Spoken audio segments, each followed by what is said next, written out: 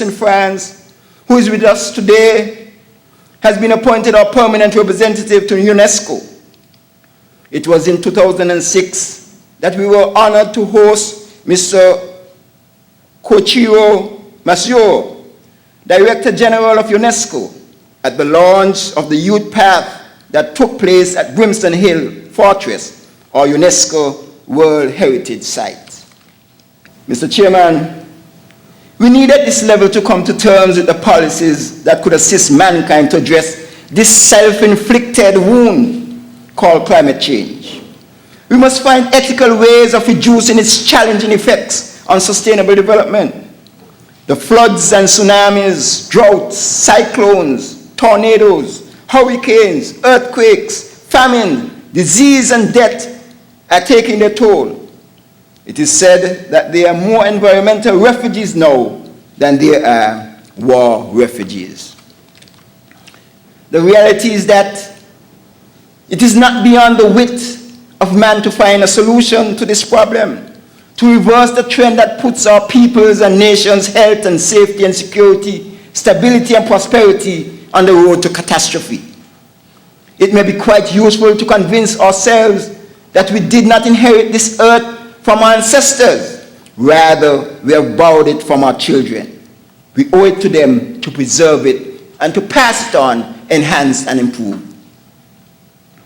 Your challenge, ladies and gentlemen, and that of your global allies, is to tame the beast. To tame the beast of rising sea levels, the beast of destructive storms and floods, to tame the beast of drought and famine and refugee flows and instability. We can do this best by resolving to cut, to reduce, to modify that which makes the beast strong, a fossil fuel-dependent global economy.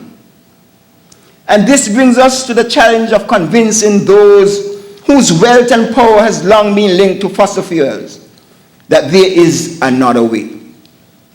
This is why UNESCO's establishment of the World Commission on the Ethics of Scientific Knowledge and Technology in 1998 was such a watershed event, because it affirmed the importance of decision makers the world over having at their disposal decision-making criteria that would extend beyond purely economic considerations to the all-important ethical principles, the main focus of this meeting. The question is not whether economic considerations should carry greater weight than environmental and climatic ones, but whether the indifference towards the climatic and environmental consequences of various forms of human activity could in time cause the end of all human activity. We are all aware that it was not possible to hold an expert meeting or a governmental consultation in the Caribbean when the ethical dimensions of climate change were being studied between March and June of last year. This is, to a large extent, why we are meeting today. It is therefore of utmost importance that these deliberations produce the highest possible level of discussion, quality of analysis, and depth of insight, cognizant of the inherent challenges in highlighting the ethical dimensions of this issue. The United States, an important and powerful ally, happens to be one of the world's highest fossil fuel emissions emitters. It accounts for 6% of the world's population and 22% of the world's emissions. We are all familiar with these statistics, of course, but I mention them because the dividing lines and the debates in that country over the issue of climate change in many ways reflect the dividing lines internationally. National economic advancement versus planetary survival. It is important to note that the U.S. House of Senate has recently legislated climate control in an effort to fight global warming and to harness the power of clean, renewable energy. As the world's leading producer, What happens there in terms of climate change policy could have a major impact on what happens not only in our region, but indeed throughout the rest of the world. Indeed, it has a direct bearing on what we are here trying to do. The Federation of St-Kitts-and-Nevis has sought to address some of our concerns through the draft St-Kitts-and-Nevis Sustainable Energy Plan and the draft energy strategy for the sustainable development of St. Kitts and Nevis. Action has already been taken through the use of wind farm technology in Nevis and a similar advancing wind farm project on St. Kitts. Geothermal energy is on stream in Nevis. This project holds much promise for the Federation and has the potential to benefit our neighboring islands in the future. In fact, I understand from the experts that there's also some potential for geothermal development in St. Kitts as well, but that is for the future. Rising sea levels, horrendous hurricanes, and all of the other manifestations of climate change are not abstractions for the Caribbean. Indeed, there should not be abstractions anywhere in the world, but due to our size, manpower, and resource constraints, these repercussions are particularly harsh and immediate here. The effectiveness of the ethical case that this region presents then begins with you.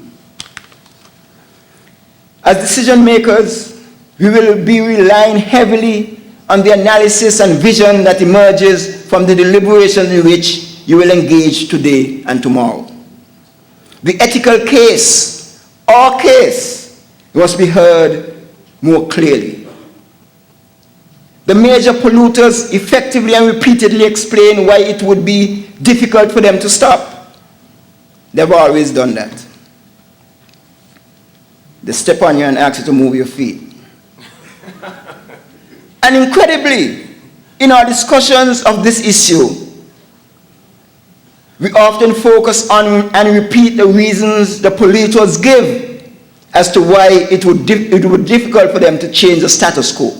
This does not serve us well, and that is why we are here today. Ladies and gentlemen, no one will or can represent us as well as we can and must. We have to begin to speak for ourselves. Let us move forward fully equipped to articulate the human and ethical dimensions of this matter. Because whether we think in terms of universal suffrage in the Caribbean, women's right to vote overseas, the civil rights movement in the United States, or the anti-apartheid struggle in South Africa, it was, and in the final analysis, the ethical dimensions of those phenomenal battles that won the day. And it is the ethical dimensions of climate change debate which, through your efforts and the efforts of your allies worldwide, must be brought front stage. In conclusion, I know that's sometimes something people love to hear. Something that's the most, people just come to life when you say in conclusion. People who are not listening all day, they say in conclusion. They're waiting for that. So in conclusion, you are key to the proper positioning of the Caribbean on this most transcendent of issues. I'm confident that you would make the right choice and lay the foundation and building blocks for a multilaterally agreed climate change regime that is fair, inclusive, and effective. The lives of billions of people depend on your success. History will record our deliberations, and future generations will judge us.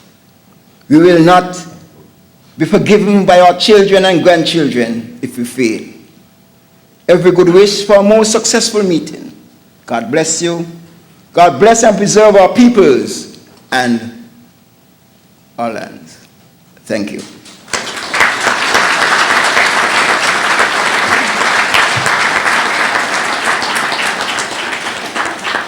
Thank you very much, Mr. Deputy Prime Minister. Now we will call on Mr. Antonio Maynard, Secretary General of St-Kitts-and-Nevis National Commission for UNESCO, for the vote of thanks. Thank you very much, Mr. Chairman. And in conclusion, thanks to everybody. A pleasant good morning to everyone once again. At this point, I am indeed pleased to present a brief word of gratitude to some very important officials and organizations who have played a key role thus far, not only for their participation at this impressive opening ceremony, but their involvement in the organization of this meeting. Mr. Chairman, please allow me to adopt the very appropriate and extensive protocol that was already established. On behalf of the St-Kitts-and-Nevis National Commission for UNESCO and the government of St-Kitts-and-Nevis, it is my humble duty to express sincere appreciation to the distinguished high officials and esteemed excellencies who have spoken so well this morning at this auspicious opening ceremony. The speakers have indeed enlightened and sensitized us to the impact of the phenomenon of climate change, and especially as it relates to ethical principles, which continues to impact on the economies, communities, and people of small islands, developing states. They have identified specific ethical challenges in the areas of science, mitigation, and adaptation as a basis for putting in place and setting the agenda for the ensuing debates to take place over the next 2 days. Hopefully, as a result of the outcome of this conference, we can collectively identify and implement the appropriate national and local policy actions that can be then developed and rolled out across the region, including the Caribbean, and at the global level, with UNESCO expertise and support. Thanks to the Honorable Sam Conda, Deputy Prime Minister, for delivering that thought-provoking keynote address. And let me say here that Honorable Sam Conda must be commended for laying a very solid foundation for the UNESCO activities here in this country over the past 7 years.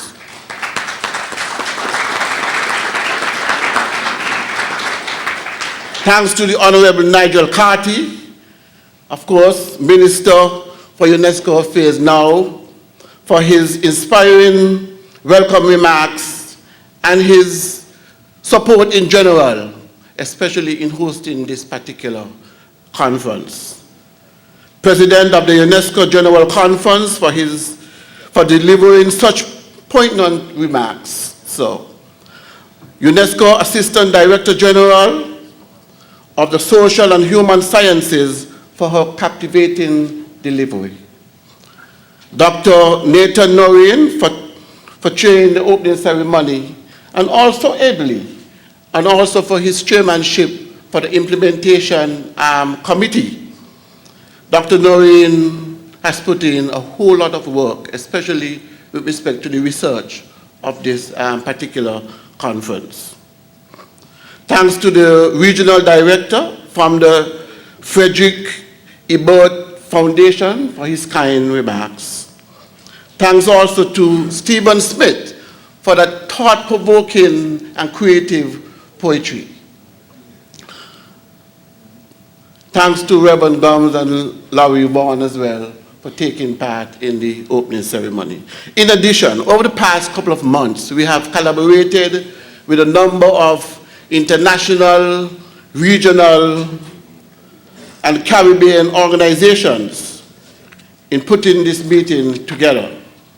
Thanks to the government of St. Kitts and Nevis and the various government departments and ministries, UNESCO international sectors and its headquarters in particular, UNESCO Kingston office for the Caribbean, the Frederick Ebert Foundation for funding at least 7 overseas participants to this meeting, the local steering committee for the hard work in organizing and implementing this particular meeting, His Excellency the Governor General for agreeing to host the welcome reception this evening. And we're hoping to see most of you here tonight. Not all. I hope all.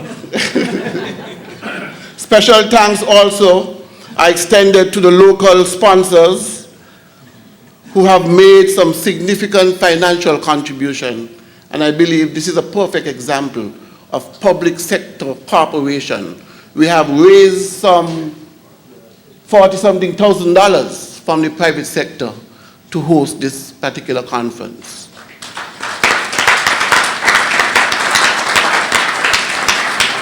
Thanks to Windsor University, Petro-Carib, Kittitian Hill, CMC Superfood Supermarket.